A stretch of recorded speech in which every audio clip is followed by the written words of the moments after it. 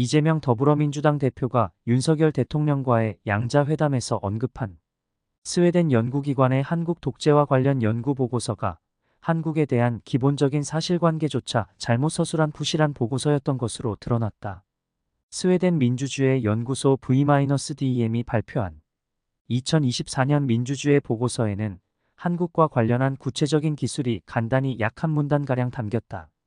그나마 그 짧은 내용 안에서도 한국 정치 상황에 대한 여러 가지 오류를 담고 있는 것이 확인됐다. 구체적으로 이 보고서는 한국을 민주화해서 독재화가 진행되는 국가 중 한 곳으로 꼽으며 자유민주주의 지수 LDI가 지난해 28위에서 47위로 수직으로 하락했다고 썼다. 그런데 그 근거로 제시된 내용은 부패, 스캔들로 인해 일어난 시민들의 대규모 시위가 대통령 탄핵을 끌어내며 지수 상승 계기를 제공했고 문재인 전 대통령이 취임하며 LDI를 이전 수준으로 돌려놓았다며 그러나 윤석열 대통령이 취임 이후 성평등에 대해 공격하고 전임 정권 및 야당을 향해 강압적 조치를 하며 LDI가 다시 후퇴했다는 정도에 불과했다.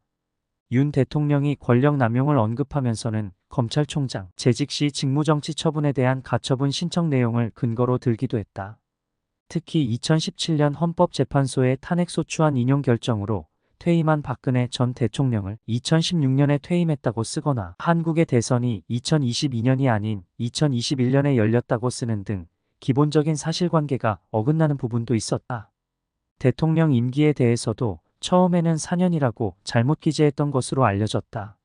반면 문재인 전 대통령에 대해서는 독재 정권 시절 인권운동가였던 그가 한국의 민주주의 수준을 박근혜 정부 이전으로 돌려놓았다. 윤석열 대통령의 취임으로 문재인 전 대통령의 노력이 물거품이 됐다고 추켜세웠다.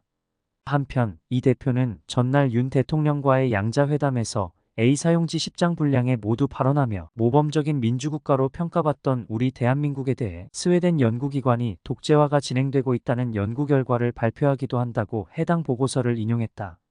그는 혹여 오늘 드리는 말씀이 거북할 수도 있을 텐데 그것이 야당과 국민들이 갖는 이 정부 이년에 대한 평가의 일면이라고 생각해달라며 국민들은 이번 선거를 통해 민생과 경제를 살리고 민주주의를 바로 세우고 평화와 안전을 지키라고 명하셨다고 생각한다고 덧붙였다.